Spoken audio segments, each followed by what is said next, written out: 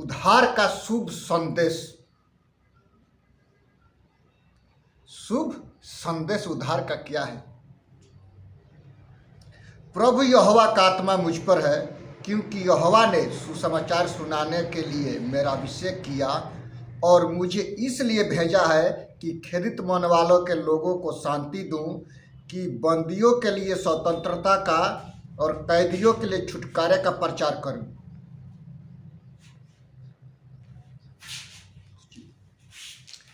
ऐसाया 61 का 1 कि प्रभु यहोवा की आत्मा मुझ पर है, आप पर है, आपके संतान पर है, आपके मित्रों में है, आपके घर में है, आपके परिवार में है, आपके कलीसिया में है। मेरे प्रिय, प्रभु यहोवा की आत्मा जो आकाश और पृथ्वी का रचयिता, जो ब्रह्मांड को बनाने वाला यीशु मसीह है, वो अपनी आत्मा जब भेजता है तो आदमी का जीवन चरित्र बदल जाता है। इसीलिए कहता है ऐसिया कि प्रभु यहोवा की आत्मा मुझ पर है, प्रभु यहोवा की आत्मा यीशु पर था, प्रभु यहोवा की आत्मा मेरे और आपके संतान पर है। हमको और आपको परमेश्वर स्वर्ग और पृथ्वी के बीच में मध्यस्थता के लिए खड़ा किया है। क्या हम मध्यस्थता की प्रार्थना करते हैं?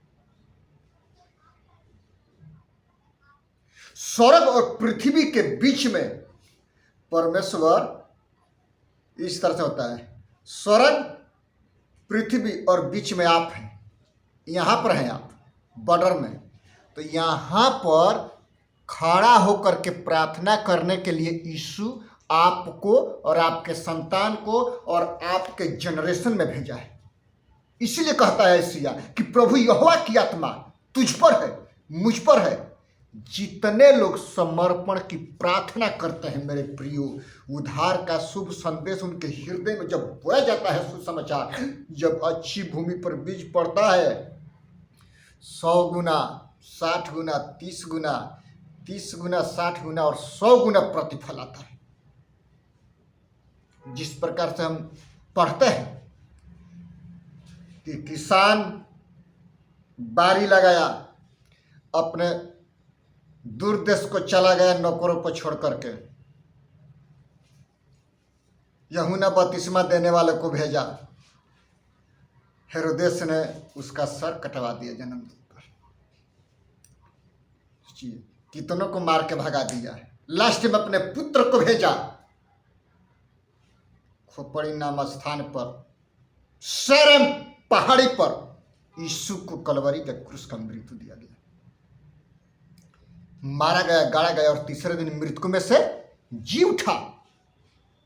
वो जीवन देने के लिए आया, वो जीवन लेने के लिए नहीं आया, वो जीवन देने के लिए यीशु आपके जीवन में आया है मेरे प्रियो।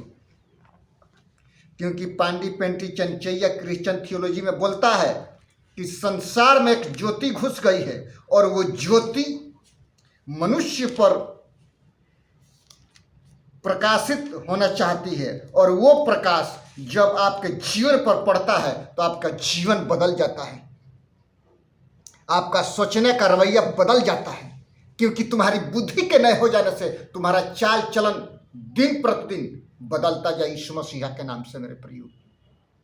आज बहुत से मित्र लोग हैं, कलीसिया वाले हैं, पास्टर हैं, डायरेक्टर हैं, लेकिन एक दूसरे को ऊंच नीच करके देखते हैं। यीशु कहता है कि तू जिस नाप से नापोगे उसी नाप से तुम्हारे लिए नापा जाएगा। तुम जिस नाप से अपने विश्वासी को नापते हो, तुम जिस नाप से एक पास्टर को नापते हो, तुम जिस नाप से अपने भाइयों को नापते हो, उसी नाप से तुम्हारे लिए नापा जाएगा। क्योंकि परमेश्वर का वचन दुधारी है, आगे भी काटता है और पीछे भी काटता है। ये नहीं है कि वो एक तरफ काटता है। क्योंकि हम मूवी बनाते हैं, रील बनाते हैं, वो रील क्या करता है, ऊपर स्वर्ग से देखता है कि मेरा बेटा मेरा बेटी क्या करता है मेरे प्रियो। यूहन्ना रचित सुसमाचार उसका पहला अध्याय के एक पद में हम पढ़ते हैं कि आदि में वचन था, वचन परमेश्वर के साथ था और वचन परमेश्वर था, यही परमेश्वर के साथ था, आदि में परमेश्वर के साथ था, सब कुछ उसी के द्वारा उत्पन्न हुआ। एक भी ऐसी वस्तु नहीं है कि वो बिना यीशु के द्वारा उत्पन्न हो। उसमें जीवन था और वो जीवन मनुष्य की ज्योति था। ज्योति जब आपके हृदय में प्रवेश करती है, जब परमेश्वर की आत्मा आपके जीवन में प्रवेश करती है, आपका जीवन बदल जाता है मेरे प्रिय। इसीलिए कहता है कि प्रभु यहोवा की आत्मा मुझ पर है, प्रभु यहोवा की आत्मा आपके संतान पर है, प्रभु यहोवा की आत्मा आपके परिवार में है, प्रभु यहोवा की आत्मा आपके कलीसिया में है, आपके चर्च में है, आप में होकर के कार्य करता है। इसलिए कहता है कि तुम्हारे बुद्धि के नए हो जाने से तुम्हारा चाल चलन बदलता जाए यीशु मसीह के नाम से मेरे प्रिय। इसमें हम पढ़ते हैं ऐसे यह कहता है कि शुभ संदेश सुनाने के लिए प्रभु यीशु ने हमको और आपको भेजा है मेरे प्रियो। ये ऐसा ही नहीं भेजा, शुभ संदेश सुनाने के लिए भेजा। यदि पास्टर धर्म से फिर करके बुराई करे और आप उसको नहीं सिखाते हैं, उसके प्राण का लेखा आपसे परमेश्वर लेगा। ये कान खोल करके सुन लो पास्टरों और विश्वासी और हर एक XYZ जो प्रभु के दास दासी हैं, आप उसको सिखाते नहीं है, उसके प्राण का लेखा यीशु आपसे लेगा। मनगढ़ंत बातें नहीं है, वचन पढ़िए। यह है यहेजकेल 3 अध्याय और उसका 16 पद से 21 पद पढ़िएगा घर में अच्छा से, कि दुष्ट को यदि आप नहीं सिखाते हैं, नहीं चेताते हैं, उसके प्राण का लेखा प्रभु यीशु आपसे लेगा, क्योंकि आपने उसको सिखाया नहीं। यदि वो फिर जाता है तब तो वो स्वर्ग राज्य में जाएगा, यदि मन नहीं फिर आता है, वो मर जाता है, तब आप बच गए। यीशु संसार को दोष लगाने के लिए नहीं आया, दंड की आज्ञा देने के लिए आया। तुम मानो या न मानो, लेकिन हम बरी हैं। जिस प्रकार से पिलातुस बोला अपने लौंडिया से कि पानी लेकर आओ, मैं हाथ धो करके मैं इसके लहू से बरी हूं, उसी तरह से यीशु हाथ धो करके बोल देगा कि मैं बरी हूं, नरक के कुंड में जाओ। रील दिखाएगा, दिखाओ इसका रील थोड़ा, कैसा क्या किया है पृथ्वी पर।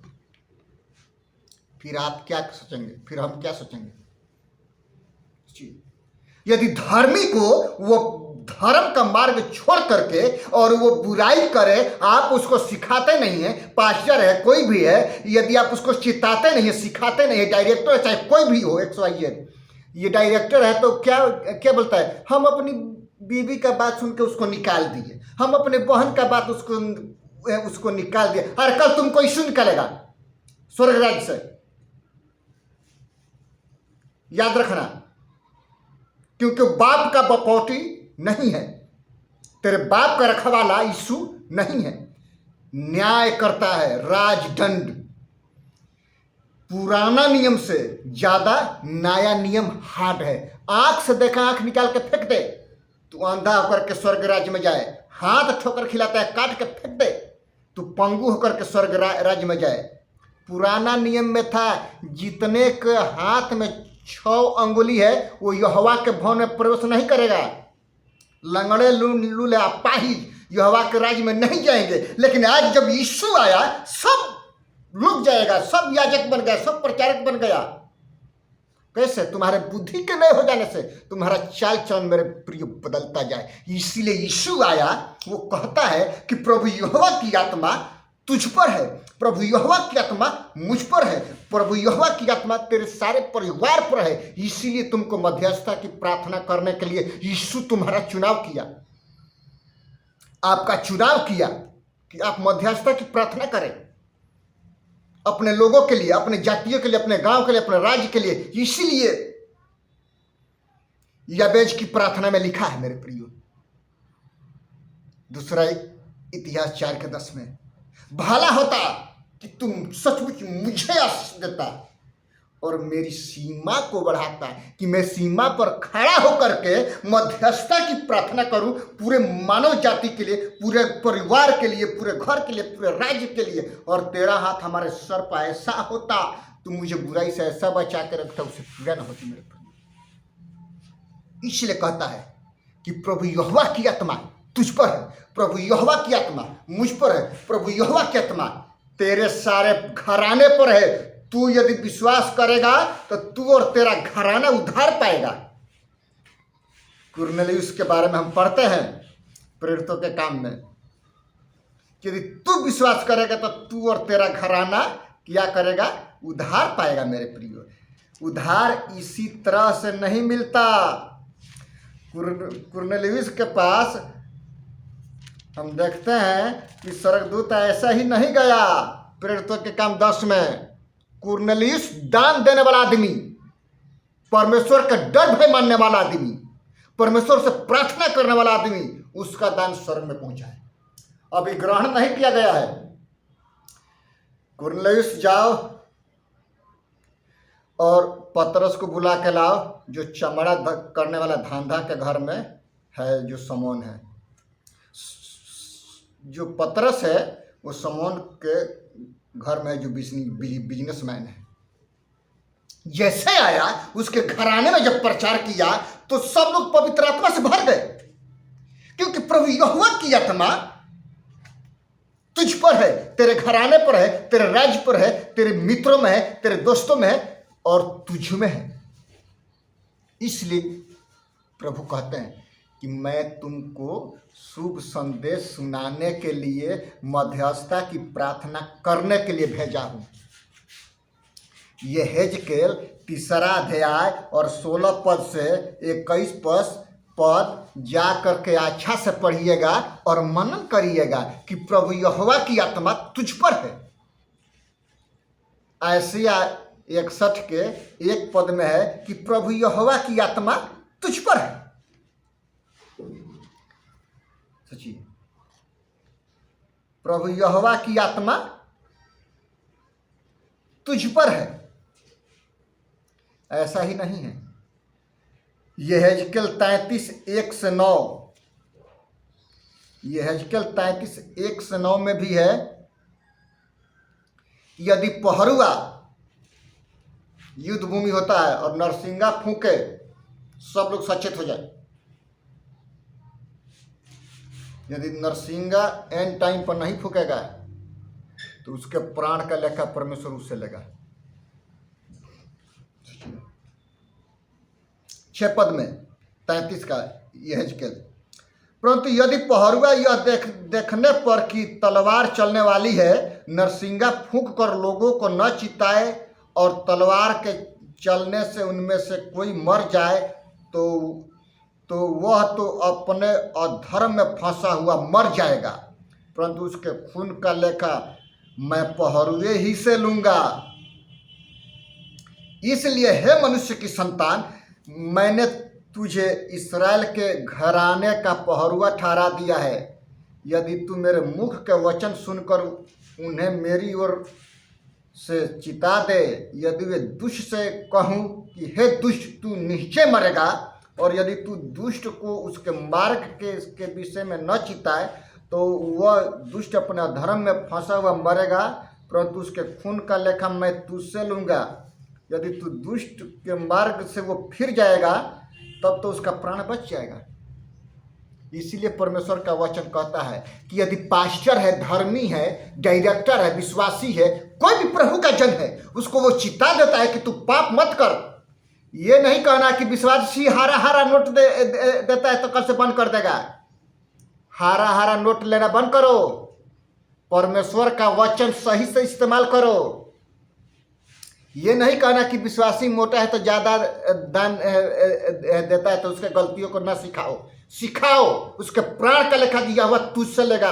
आज के दिन मेरे प्रियो, ये बात कान खोल करके, आंख खोल करके, मुंह खोल करके और हृदय खोल करके जानना है कि यदि आप नहीं सिखाते हैं तो आप हारा हारा नोट के चक्कर में हैं। लालच करना बंद करो, नरक के कुंड में जाओगे। कैसे सिखाना है, कैसे समझाना है, ये सीखना है, वचन पढ़ना है, प्रार्थना करना है, और हद से ज़्यादा प्रार्थना करने की जरूरत है। यीशु कहता है कि मुझसे प्रार्थना कर, मैं तुझे गुण गुण बातें सिखाऊंगा जो तेरे चित्त में नहीं घुसा, जो तेरे हृदय में अभी तक कल्पना नहीं हुआ है। मेरे प्रिय, ये कहता है यीशु, ना कि हारा हारा नोट के लिए, खारा खारा नोट के लिए अपने मार्ग से फिर जाए। ये कहता है इसलिए हर एक व्यक्ति को गलती नहीं करना चाहिए और प्रभु से प्रार्थना करना चाहिए कि हे प्रभु यीशु, मुझसे जो भी गलती खताएं हैं क्षमा कर, क्योंकि मैं एक अधर्मी मनुष्य हूं, हमारे गुनाहों को माफ कर। प्रभु यीशु माफ करते हैं और वो छोड़ देते हैं। प्रभु यीशु माफ करते हैं और वो छोड़ देते हैं। फिर आप उसी स्टेज पर आते हैं। सोचिए, इसीलिए परमेश्वर का वचन कहता है कि मुझसे प्रार्थना कर। यहोवा यूं कहता है, इस पुरुष को निर्वंश लिखो, उसका जीवन काल कुशल से न बीतेगा और न उसके वंश में से कोई भाग्यवान होकर दाऊद की गद्दी पर विराजमान या यहूदियों पर प्रभुता करने वाला होगा। वो कौन है? यीशु है। स्वर्ग और पृथ्वी के बीच में मध्यस्थता की प्रार्थना यीशु किया। परम पिता परमेश्वर के दाहिने हाथ खड़ा होकर के मेरे और आपके लिए मध्यस्थता की प्रार्थना यीशु करता है। मेरे प्रियो, वो प्रार्थना रात दिन करता है कि हे यीशु, हे परमेश्वर, हे जीवन का रचयिता, इसको मैंने अपने लहू से खरीदा है, अपने खून बहा करके इसको मैंने खरीदा है। मैं इसको जानता। यीशु संसार को दोषी ठहराने के लिए नहीं आया, आज्ञा देने के लिए आया कि अपने अपने पापों से मन फिराओ और यीशु के पास पहुंचो, क्योंकि यीशु जीवन का रचयिता है। यीशु सृष्टि करता है और वो आपके जीवन में जब प्रवेश करता है तो आपका जीवन बदल जाता है। मेरे भाई, सोचिए, जीवन बदलने के लिए यीशु आया। हम देखते हैं कि सुलेमान राजा भवन बनवाया, परमेश्वर का भव्य भवन बनवाया और वो समर्पण की यही प्रार्थना किया कि हे परमेश्वर, इस भवन के तरफ में जितने लोग हाथ उठा करके प्रार्थना करते हैं उनको स्वर्ग से सुनना और प्रत्युत्तर देना। आज आप फोन पर प्रार्थना करते हैं, परमेश्वर स्वर्ग से सुनता है और प्रत्युत्तर देता है और वो लोग चंगाई पाते हैं, छुटकारा पाते हैं। क्यों? क्योंकि प्रभु यीशु कार्य करते हैं आपके द्वारा। इसलिए रोमियो 12:2 में लिखा कि तुम्हारे बुद्धि के न होने से तुम्हारा चाल चलन बदलता जाए। ये नहीं कहना कि बिल्ली से, सियार और भालू से टाइम पास कर लो। अरे अपने मित्रों को फोन करके बात कर लो आत्मिकता का। हाँ, कि बिल्ली और सियार से बात करके तुम टाइम पास करोगे? क्या पृथ्वी पर आदमी का कमी है कि अपने बीवी का बात सुनकर, अपने बहन का बात सुन करके उस पास्टर को निकाल दो? ये अच्छा नहीं है। अरे तुम बदलते थक जाओगे और नरक के कुंड में जाओगे, क्योंकि तुम्हारा बुद्धि अभी बदला नहीं है, उसी किच में है। इसीलिए चाहे डायरेक्टर है, चाहे कोई भी हो, उसको वचन खरा सिखाना है, क्योंकि खरा व्यक्ति को ही यीशु चाहता है। लुचुर पुचुर डरपोकों को यीशु नहीं चाहता कि लॉकडाउन में लोग चेक करेगा और बाइबल पाएगा तो जेल में डाल देगा, तो डरपोक है, तू नरक के कुंड में जाएगा। इसलिए यीशु कहता है कि तुम्हारा बुद्धि बदलना चाहिए और तुम्हारी आत्मिक जो हृदय में जो परमेश्वर की आत्मा है वो प्रवेश करना चाहिए कि तुम्हारा कड़वापन निकल जाए और तुम प्रभु के राज्य में अच्छा से जाओ। प्रभु इन सारे वचनों से हमको और आपको आशीष कराइए। हम प्रार्थना करें। हे पिता, हम धन्यवाद करते हैं महान प्रभु, सुंदर समय के लिए, सुंदर दिन के लिए, कि जितने लोग इस शुभ संदेश को सुनते हैं पिता, उनके जीवन चरित्र को यीशु मसीहा के नाम से बदलने पाए पिता। उनके जीवन पर आपकी आत्मा का छाप लगने पाए कि अपने पापों से मन फिराए और आपके राज्य में पहुंचे। महान प्रभु, पूरे भारतवर्ष के शासन व्यवस्था को, पूरे बीएसएफ के जवानों को, आर्मी को, थल सेना हो, चाहे जल सेना हो, चाहे एयरफोर्स हो पिता, सबको तेरे हाथों में देते हैं पिता। आप उनके जीवन को संभालिए महान प्रभु जी। बीएसएफ के जवान जो बॉर्डर पर खड़ा रहते हैं पिता, उनके जीवन चरित्र को आप बदलिए पिता। उनके परिवार को आप सुरक्षा करिए महान प्रभु। पूरे इस्राएल को आपके हाथों में देते हैं पिता, पुत्र पवित्र आत्मा के नाम से आशीषित करते हैं। राष्ट्रपति से लेकर के सरपंच तक के अधिकारों को आपके हाथों में देते हैं पिता, आप संभालिए। विदेश मंत्री जयशंकर जी को आपके हाथों में देते हैं। बुद्धि से ज्ञान से परिपूर्ण कीजिए पिता, कि जहां वो खड़े होते हैं पिता, विरोधियों के मुंह को बंद करने वाले हो सके महान प्रभु। धन्यवाद करते हैं खुदावंद। भारतवर्ष में जितने आपके दास दासी है, उनके जीवन चरित्र को आप संभालिए महान प्रभु, कि उनका बुद्धि के नए हो जाने से उनका चाल चलन बदलता जाए यीशु मसीहा के नाम से पिता। धन्यवाद करते हैं। यदि कोई किसी भी हालात में है पिता, उनकी प्रार्थनाओं को सुन करके आप चंगाई और छुटकारा दीजिए महान प्रभु। धन्यवाद करते हैं यीशु के नाम से, आमीन। यीशु मसीह का अनुग्रह, परमेश्वर पिता का प्रेम और पवित्र आत्मा की संगति और सहभागिता अब से लेकर के आने वाले दिनों तक होती रहे, आमीन आमीन। सबको जय मसीह की, यीशु मसीहा के नाम से।